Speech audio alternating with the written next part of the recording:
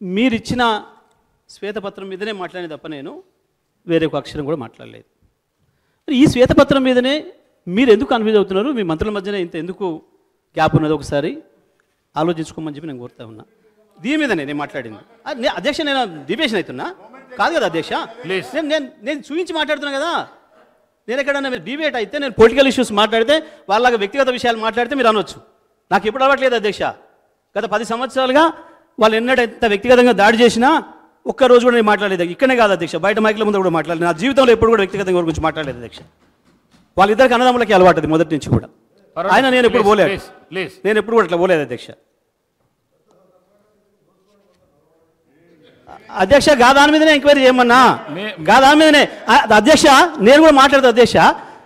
అవసరాల కొరకు, అధికారం కొరకు, పదవుల కొరకు, పేటెంట్ల కొరకు, కాంట్రాక్ట్ల కొరకు పార్టీలు మారే వీళ్ళ సార్ నాకు మాట్లాడేది. ఈ 10 మంది నా గురించి మాట్లాడేది. ఈ పార్టీలో ఉండి ఆ పార్టీకి పోయి బీజేపీకి పోతే కూడా బీజేపీలో ఉన్న ఓటేయమని చెప్పిన గీల మాట్లాడతారా? గీలగా నైతికత ఉందా? వీళ్ళ నైతికత ఉన్న వాళ్ళు ఒక మాట చెప్పాలంటే రాజకీయంగా వాళ్ళు ఏమన్నా సార్ పదం అనకూడదు ఈ సభలో. వాళ్ళకి వీళ్ళు సార్ వీళ్ళిద్దరు వీళ్ళు నా గురించి మాట్లాడుతున్నారు. నాకు తెలిసిన పుస్తకం నా జీవితం అంతా. మినిస్టర్ గారు రాజగోపాల్ రెడ్డి గారు మాట్లాడండి. అధ్యక్ష ఒక్క విషయం అయితే సమయాన్ని కేటాయించిన అధ్యక్ష మీరు సబ్జెక్టుకు డీవియేషన్ చేస్తున్నారు. మీరు నాతోనే డైరెక్ట్ నాతోనే మాట్లాడాలి. మీరు నాతోనే మాట్లాడాలి. సభ్యులు మాట్లాడేదానికి మీరు ఆన్సర్ ఎందుకు ఇస్తున్నారు? మీరు నాతోనే మాట్లాడాలి. సబ్జెక్ట్ మాట్లాడండి. మాట్లాడండి అధ్యక్ష. నేను స్పష్టంగా దీన్నే కోట్ చేస్తా ఉన్నా. ప్రతి సందర్భంలో ప్రారంభమైన దగ్గర నుంచి ఇప్పటివరకు ఒక్కసారి కూడా నేను దీంట్లో నుంచి బయటికి పోలే, డిబేట్ కాలే. అవర్స్ విషయంలో కూడా నేను ఇప్పుడు డిబేట్ కాలే. ఎక్కడైనా సరే మేము ఎంత పారదర్శకంగా ఉన్నామో చెప్పినాం. మేము ఇవాళ స్పష్టంగా మేము మిమ్మల్ని ప్రభుత్వాన్ని అడిగింది, మేము అన్ని సిద్ధం చేసి ఇచ్చినాం. 24 గంటలు అన్ని రంగాల వినియోగదారులకి నాణ్యమైన విద్యుత్తును అందించినాం. మీరు దానికి కట్టుబడి ఉన్నారా లేరా? అది ఇస్తారా ఇవ్వరా? అది మొదలు చెప్పమని అడిగినాం అధ్యక్ష. రెండవది కూడా కేంద్ర ప్రభుత్వానికి సంబంధించి అనేక ఇబ్బందులు మాకు ఎదురైనా మేము తట్టుకున్నాం.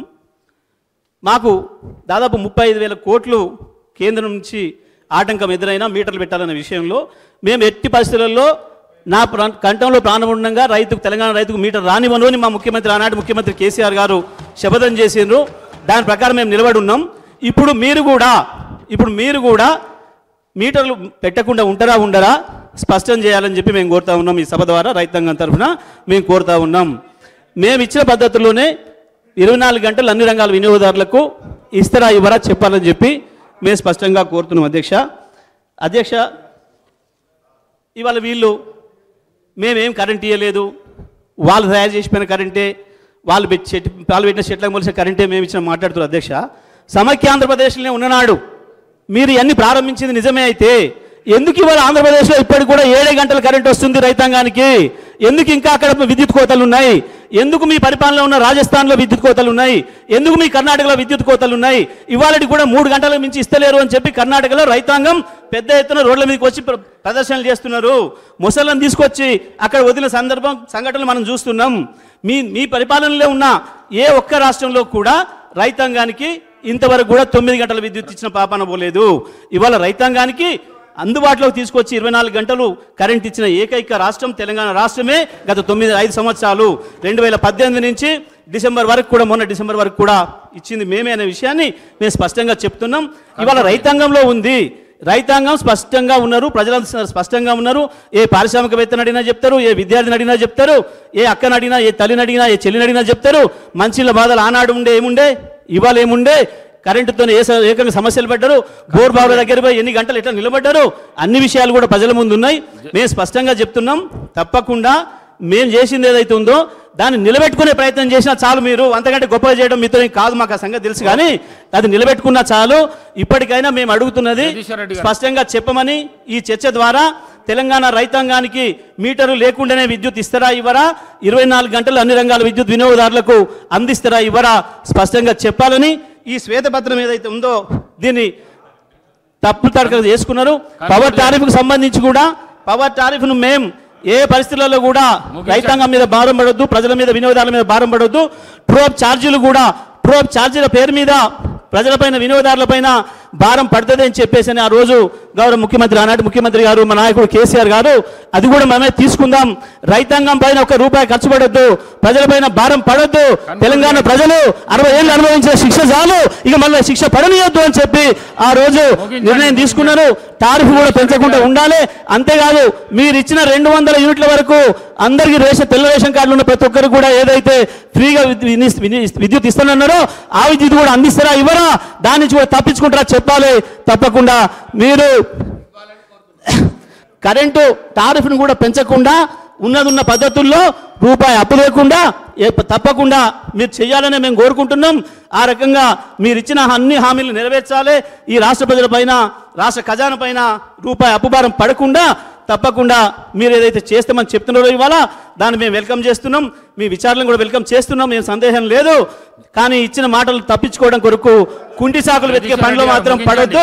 ఎట్టి పరిస్థితులలో దాని కొరకు ఈ సభను వినియోగిస్తున్నారని చెప్పి మేము అనుమానపడుతున్నాం. ఆ రకంగా ప్రజల్ని మోసం చేయడానికి కాకుండా ప్రజలకు మెరుగైన పరిపాలన అందించాలని చెప్పి కోరుకుంటూ తమరికి ధన్యవాదాలు తెలియజేస్తూ సెలవు అధ్యక్ష.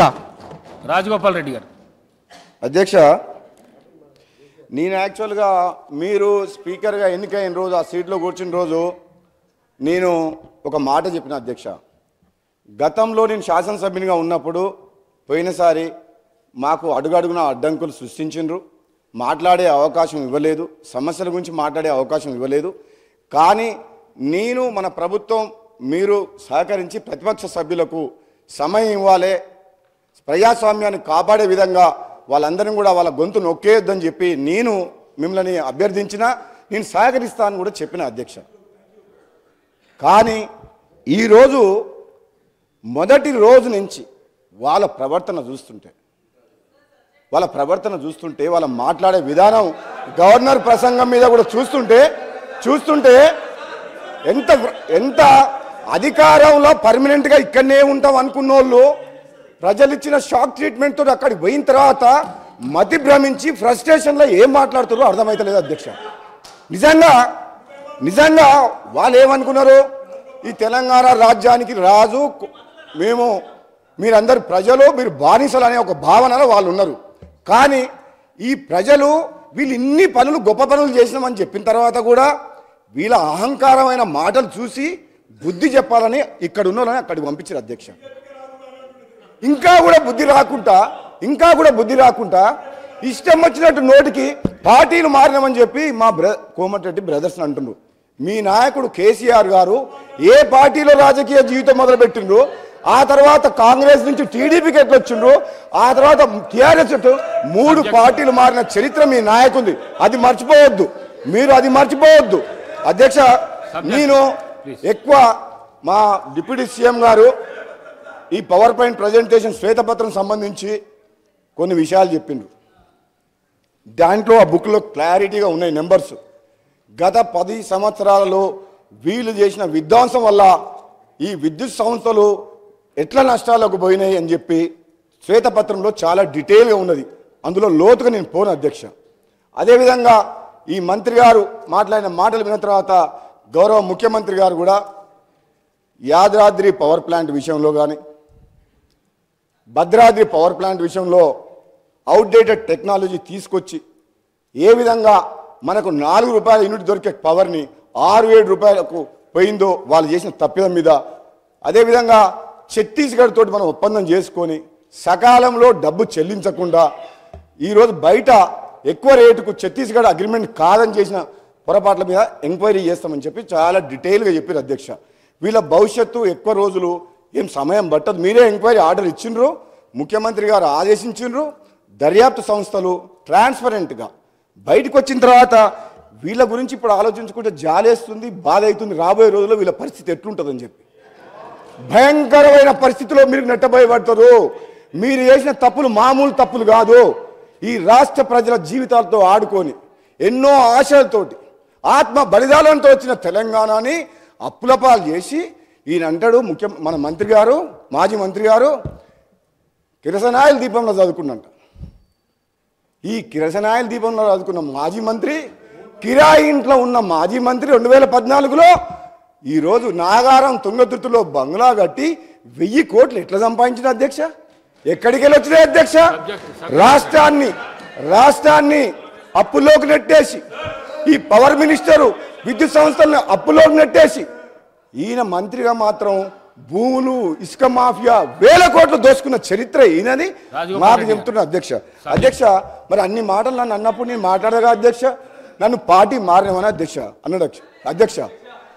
ఈ పార్టీలో ఉన్నా ఆ పార్టీలోకి పోయినా ప్రభుత్వ వ్యతిరేకంగా పోరాటం చేసి నా ఆశయం లక్ష్యం ఒకటే అధ్యక్ష, ఈ కుటుంబ పాలన పోవాలి, నియంత పాలన పోవాలని తెలంగాణ సమాజం మొత్తం తెలంగాణ ఇచ్చిన కాంగ్రెస్ పార్టీ వైపు చూస్తే మళ్ళీ కాంగ్రెస్ పార్టీకి వచ్చిన మీకు అర్థం కాలేదా? నాలాంటి వ్యక్తి మళ్ళీ వాపసు వచ్చిందంటే మీ పని అయిపోయిందని మీకు అర్థం కాలేదా? నేను వచ్చిన తర్వాత మీరు అటుపక్క పోయిన మాట మర్చిపోకండి. పార్టీ మారింది ప్రజల కోసం. ఆనాడైనా ఈనాడైనా ప్రజల పక్షాన నేను గొంతు విప్పింది తప్పితే వీళ్ళ పదవులకు డబ్బులకు ఆశపడే వ్యక్తులం కాదు. మీలాగా వంగంగి దండాలు పెట్టి జీవుదులని చెప్పి మీ మాజీ ముఖ్యమంత్రి గారి దగ్గర పదవుల కోసం నోరు మెదపలేని వ్యక్తులు అధ్యక్ష. వీళ్ళు నిజంగా ఒక్క మాట చెప్తా వీళ్ళకు అధ్యక్ష. ఈరోజు విద్యుత్ సంస్థలు కానీ, నీటిపారుదల ప్రాజెక్టులు కానీ, ఈ మంత్రివర్యులు, ఈ ఎమ్మెల్యేలు, అధికారులు ధైర్యంగా మాజీ ముఖ్యమంత్రి గారి దగ్గర ధైర్యంగా చెప్పలేకపోయారు కాబట్టి ఈ అనర్థం జరిగి ఈ రాష్ట్రం అప్రపాలైంది. మీకుందా ఆ ధైర్యం? ఈరోజు మా గౌరవ ముఖ్యమంత్రి గారు ఉన్నారు అధ్యక్ష, ఒక యువకుడు. మేము చెప్తున్నాం అధ్యక్ష, నిజంగా ఏ సమస్య వచ్చినా ఏ నిర్ణయం తీసుకున్నా తప్పని చెప్పి ముఖ్యమంత్రి గారితో చర్చించి నిర్ణయాన్ని మార్పించే శక్తి మాకుంది. మీకుందా అధ్యక్ష? వీళ్ళు ఆయన ముందర నిలబడి మాట్లాడతారా అధ్యక్ష?